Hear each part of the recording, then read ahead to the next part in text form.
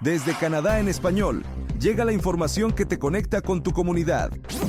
Esto es RCE Noticias, actualidad, análisis y los hechos más relevantes en un solo lugar. ¿Qué tal amigos? Bienvenidos a este espacio de información. Les saluda su amigo Agustín de la Rosa para toda nuestra comunidad hispana. Hoy 19 de diciembre de 2025 ya estamos a solo 6 días de Nochebuena, con las casas llenas de luces, los preparativos para las posadas y esa emoción especial que solo trae la Navidad. Vamos a compartirles las noticias más trascendentes de Canadá y el mundo. ¡Iniciamos! Abrimos con un dato que impacta el futuro del país. Statistics Canada confirma la mayor caída poblacional trimestral en décadas, impulsada por la fuerte reducción de residentes temporales. Vámonos con el informe.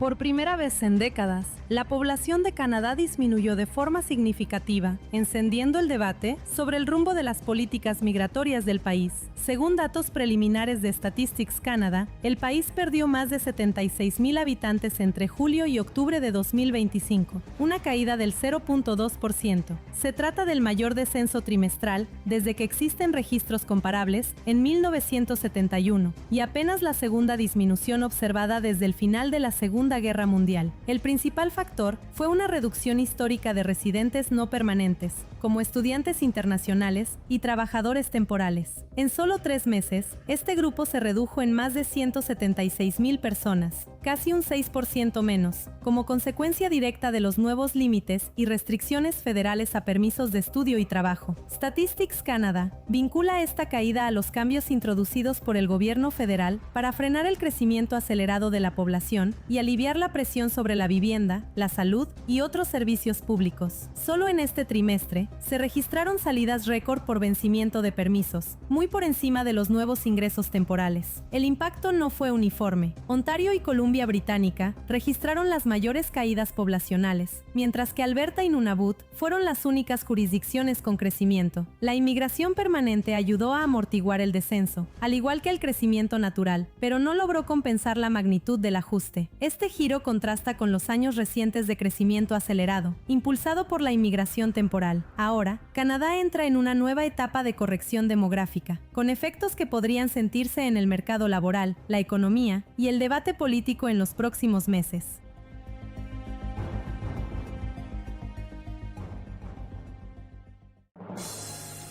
Les pregunto a ustedes, ¿cómo creen que esta caída poblacional impactará nuestra economía y comunidades inmigrantes en los próximos años? Dejen sus comentarios y compartan sus opiniones. Y sigamos con movimientos en el gobierno federal. El primer ministro Mark Carney anuncia una reestructuración importante en su equipo, con cambios clave en viceministros de varias carteras. Continuamos con más información. El primer ministro de Canadá, Mark Carney, anunció este 19 de diciembre una amplia reorganización en la cúpula del Servicio Público Federal, con cambios clave en el equipo de viceministros y altos funcionarios en Ottawa. En total, 12 personas recibirán nuevas asignaciones. 8 ministerios tendrán nuevos viceministros y otros 8 altos funcionarios dejarán sus cargos. El movimiento era esperado desde hace meses y busca imprimir el sello del nuevo primer ministro en la maquinaria del Estado. Entre los nombramientos destacados, Nick Leswick, hasta ahora director ejecutivo de políticas del Banco de Canadá, asume como viceministro de Finanzas. John MacArthur, académico de la Brookings Institution en Washington, se integrará a la oficina del Consejo Privado como subsecretario del Gabinete para Política Económica. Además, la jueza Marie-Josée Hogue, quien encabezó la investigación federal sobre interferencia extranjera en elecciones recientes, será nombrada ministra adjunta de Justicia y fiscal general adjunta. Chris Fox asumirá como viceministro de Defensa. Carney ya había designado a Michael Sabia como nuevo secretario del Consejo Privado el pasado verano y esta reorganización refuerza su control sobre la alta administración pública. La oficina del primer ministro adelantó que nuevos cambios se anunciarán a comienzos del próximo año. En Quebec, otro sacudón político. El ministro de Salud renuncia y abandona por completo el gobierno de François Legault en medio de tensiones internas. El ministro de Salud de Quebec, Christian Dubé, anunció este jueves su renuncia al cargo y su salida del partido gobernante, la coalición Avenir Québec. La decisión se produce en medio de la controversia por la Ley 2, la principal reforma impulsada por Dubé para modificar la remuneración y la gestión del sistema de salud. En una carta pública, Dubé señaló que no es la persona indicada para continuar las negociaciones tras el acuerdo de principio alcanzada con la Federación de Médicos Omniprácticos de Quebec, acuerdo que suaviza aspectos clave de la ley como las penalizaciones por rendimiento. El ahora exministro afirmó que permanecerá como diputado independiente hasta el final de su mandato y que no buscará la reelección en 2026. El premier François Legault aceptó la dimisión y agradeció su gestión, reiterando que el gobierno mantiene su compromiso de mejorar el acceso a la atención médica. La salida de Dubé es la segunda vinculada a esta reforma sanitaria que ha generado fuerte oposición del gremio médico. Los partidos de oposición calificaron la renuncia como una derrota política del gobierno. Mientras tanto, se espera que en los próximos días se anuncie quién asumirá el Ministerio de Salud en un contexto de tensiones internas y a menos de un año de las elecciones provinciales. Violencia que alarma en Mississauga. Un robo armado deja a un empleado con fractura facial y una pérdida de $60,000 en mercancía. Vámonos con el informe. Un violento asalto dentro de un supermercado en Mississauga ha desatado indignación y preocupación por la seguridad en espacios comerciales de la región del Gran Toronto. 4 individuos enmascarados atacaron brutalmente a un hombre de 65 años que operaba un kiosco de cambio de divisas y transferencias de dinero dentro del supermercado Iqbal Foods, ubicado en Erin Mills Parkway, cerca de Burnham Thorpe Road West. El hecho ocurrió el sábado 13 de diciembre, poco antes de las 6 de la tarde, y quedó registrado en cámaras de seguridad que rápidamente se difundieron en redes sociales. En las imágenes se observa cómo los asaltantes saltan la barrera de vidrio del kiosco y golpean repetidamente al operador, Sabir Sayed, mientras le exigen la llave de la caja fuerte. Al descubrir que estaba abierta, los atacantes huyeron con unos $60,000 en efectivo y monedas extranjeras a bordo de un vehículo utilitario blanco. El ataque duró menos de un minuto, pero dejó a la víctima con una fractura en el pómulo y la posibilidad de requerir cirugía. El dinero robado no estaba asegurado, por lo que Sayed deberá asumir personalmente la pérdida. Su familia inició una campaña de recaudación de fondos para ayudarlo, mientras crece la indignación pública por el hecho de que varios clientes presenciaron el ataque sin intervenir. La Policía Regional de Peel investiga el caso como robo con violencia. Los sospechosos siguen prófugos y las autoridades piden colaboración ciudadana. El incidente reaviva el debate sobre la seguridad, la violencia urbana y la respuesta ante crímenes ocurridos a plena luz del día y frente a testigos.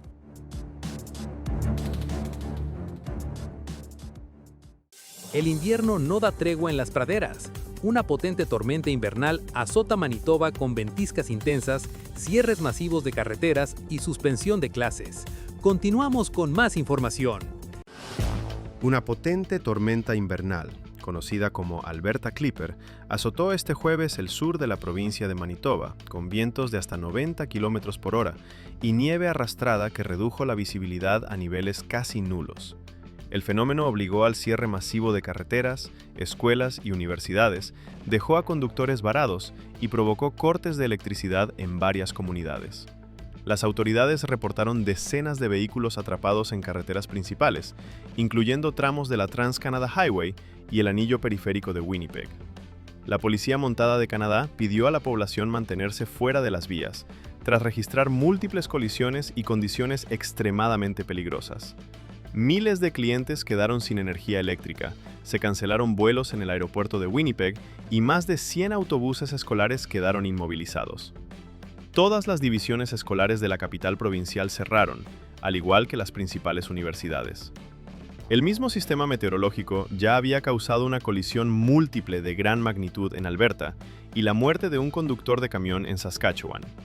Aunque las condiciones comenzaron a mejorar este viernes, las autoridades mantienen alertas por frío extremo y nieve persistente, recordando los riesgos de este tipo de tormentas rápidas y severas en las praderas canadienses. Tema global que preocupa a todos los gobiernos.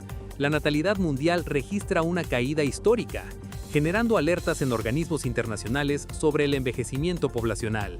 Vámonos con el informe. Cada vez seremos menos en el mundo. Las tasas de fecundidad siguen disminuyendo a nivel global. Organizaciones como Naciones Unidas y Statista muestran que la fecundidad del mundo ha caído, pasando de alrededor de 5 hijos por mujer en 1950 a 2,2 hijos en 2025. En otras palabras, hoy las ciudadanas tienen menos de la mitad de los hijos e hijas que hace 75 años, una tendencia que se ha consolidado en el siglo XXI. Europa, por ejemplo, empezó el siglo con la tasa más baja, 1,41, una cifra que se mantiene hasta hoy. En cuanto a América del Norte, el índice pasó de 1,98 a 1,59.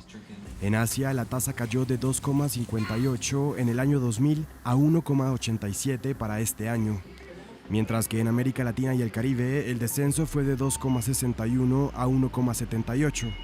Y en África, aunque la región sigue teniendo la tasa más alta, también hubo una baja importante. Pasó de 5,2 a inicios de siglo a 3,95. Por último, Oceanía registra hoy una tasa de 2,13, por debajo del 2,45 de hace 25 años. Según el informe 2025 del Fondo de Población de Naciones Unidas, un porcentaje altísimo de hombres y mujeres en todo el planeta no está en condiciones de cumplir sus aspiraciones de fecundidad. Las altas tasas de embarazos no intencionales son una constante, al igual que las dificultades a la hora de tener el número de hijos que desean. Y se desmiente la idea de que las nuevas generaciones renuncian a tener hijos para evitar el matrimonio o la crianza. Para los amantes del fútbol, una cifra millonaria. La FIFA confirma que el campeón del Mundial 2026 se llevará un premio récord de $50 millones. Continuamos con más información. La selección que se consagre campeona del Mundial de Fútbol de 2026 recibirá $50 millones como parte de una dotación financiera récord anunciada por la FIFA el miércoles. En total, el organismo destinará $727 millones al torneo, la mayor contribución económica de su historia. De ese monto, 655 millones se repartirán según la clasificación final, un incremento del 50% respecto a los $440 millones distribuidos en Qatar 2022. And the winner gets $50 million. El campeón recibirá $50 millones estadounidenses, un aumento del 50% respecto al Mundial 2022 en Qatar. Así que todos estarán entusiasmados por ganar el Mundial, no por el premio en metálico, sino por el trofeo. Pero el premio en metálico es un buen añadido. Prize money is a nice add-on. Los 72 millones restantes se repartirán a razón de $1,5 millones para cada una de las 48 selecciones participantes, con el objetivo de cubrir los gastos de preparación. En Qatar 2022, tras el triunfo de Argentina, la Asociación del Fútbol Argentino recibió $42 millones, mientras que Francia, subcampeona, obtuvo $30 millones. Para 2026, el finalista se embolsará 33 millones, el tercer puesto 29 millones y el cuarto 27 millones, mientras que los equipos eliminados en fase de grupos recibirán al menos $9 millones. El Mundial de 2026 se disputará del 11 de junio al 19 de julio en Estados Unidos, México y Canadá, y será el primero con 48 equipos, un 50% más que en la edición anterior. Alivio para millones de usuarios. TikTok firma un acuerdo histórico para crear una empresa conjunta en Estados Unidos y evitar una prohibición total. Vámonos con el informe. TikTok anunció que firmó un acuerdo de empresa conjunta con inversionistas mayoritariamente estadounidenses, una operación que le permitiría seguir funcionando en Estados Unidos, donde enfrenta la amenaza de una prohibición por su vínculo con China, según informaron medios locales el jueves. De acuerdo con un memorando interno citado por Bloomberg y Axios, el 45% del control de la nueva empresa quedará en manos de Oracle, Silver Lake y el fondo emiratí MGX. Oracle es liderada por Larry Ellison, cercano al presidente de Estados Unidos, Donald Trump. El director ejecutivo de TikTok, Shou Xu, explicó que un tercio de la entidad corresponderá a actuales inversores de ByteDance, mientras que casi un 20% quedará en manos de la propia empresa china, el máximo permitido por la ley estadounidense. La reestructuración responde a una norma aprobada en 2024 que exigía a ByteDance vender TikTok en Estados Unidos o enfrentar su prohibición. Según Xu, la nueva empresa operará como una entidad independiente, con control sobre datos, algoritmo y moderación de contenidos, mientras persisten las preocupaciones de Washington sobre el acceso chino a información de usuarios. En Washington se cumple el plazo. Hoy vence el límite para la divulgación completa de los archivos del expediente de Jeffrey Epstein. Continuamos con más información. Sube la presión para el Departamento de Justicia de Estados Unidos. Este viernes se vence el plazo y se debe publicar decenas de miles de páginas del expediente de Jeffrey Epstein, algo obligatorio según la Ley de Transparencia de los Archivos Epstein, que fue votada por el Congreso el pasado 18 de noviembre. El trabajo de la oficina judicial previo a la publicación ha implicado cuestionamientos por la desconfianza que ha generado la postura ambivalente de la administración Trump y su representante en esta área, Pam Bondi. También es una tarea tediosa y a contrarreloj, ya que, entre otras cosas, se debe proteger la identidad de muchas personas que aparecen en los archivos del caso del fallecido criminal sexual. Los congresistas demócratas ya publicaron varias series de fotos de Epstein en las que se ve con importantes personalidades estadounidenses como el presidente Donald Trump, el multimillonario Bill Gates o el expresidente Bill Clinton. Hace unos días Donald Trump había reaccionado a esta publicación diciendo que no era algo importante. La última serie publicada el jueves incluye fotos de pasaportes de mujeres, planos del libro Lolita, cuya trama cuenta la historia de un pedófilo y su relación con una niña de 12 años, y de Epstein junto a personalidades como Steve Bannon, antiguo asesor de Donald Trump, o el intelectual Noam Chomsky. Jeffrey Epstein se rodeaba de importantes celebridades internacionales y fue condenado por delitos relacionados con la prostitución y después acusado de abusos sexuales a menores y tráfico de personas. Se suicidó en la cárcel en 2019 antes de su juicio. Y cerramos con una decisión sorpresiva desde la Casa Blanca. Donald Trump ordena la reclasificación de la marihuana como una droga de menor riesgo, abriendo un debate nacional. Vámonos con el informe. El presidente de Estados Unidos, Donald Trump, firmó el jueves un decreto para reclasificar la marihuana como una sustancia adictiva menos peligrosa. El mandatario afirmó que la gente le suplicaba que tomara esta decisión, en particular pacientes que padecen dolores crónicos. Sin embargo, destacó que la medida no es en absoluto una despenalización del cannabis para usos no médicos. Durante décadas, los pacientes estadounidenses que padecen dolor extremo, enfermedades incurables, cánceres agresivos, trastornos convulsivos, problemas neurológicos y otras afecciones, incluidos numerosos veteranos con lesiones relacionadas con el servicio y estadounidenses de edad avanzada que viven con problemas médicos crónicos que degradan gravemente su calidad de vida, han solicitado esta medida. Desde el gobierno, una alta funcionaria calificó la decisión como de sentido común, recordando que la marihuana y los productos a base de CBD, una molécula extraída del cannabis conocida por sus propiedades relajantes, ya son utilizados por numerosos pacientes en Estados Unidos. Actualmente la mayoría de los estados autoriza el cannabis con fines médicos, y más de 20 permiten también su uso recreativo. La reclasificación abriría la puerta a más estudios sobre los peligros de adicción y tendría impacto económico, al aliviar restricciones para empresas del sector. Según el decreto, la marihuana pasaría de la categoría 1, junto a drogas como la heroína, a la categoría 3, que incluye sustancias de riesgo moderado. No obstante, la decisión final dependerá de la agencia antidrogas estadounidense, mientras la orden presidencial busca acelerar el proceso iniciado sin éxito durante el gobierno del expresidente Joe Biden. Y eso es todo por hoy, queridos amigos. Gracias por acompañarnos en esta semana tan especial que nos lleva directo a la Navidad. Que estos días les regalen momentos de paz, amor y unión con sus familias y que Dios llene sus hogares de bendiciones. Les saluda su amigo Agustín de la Rosa.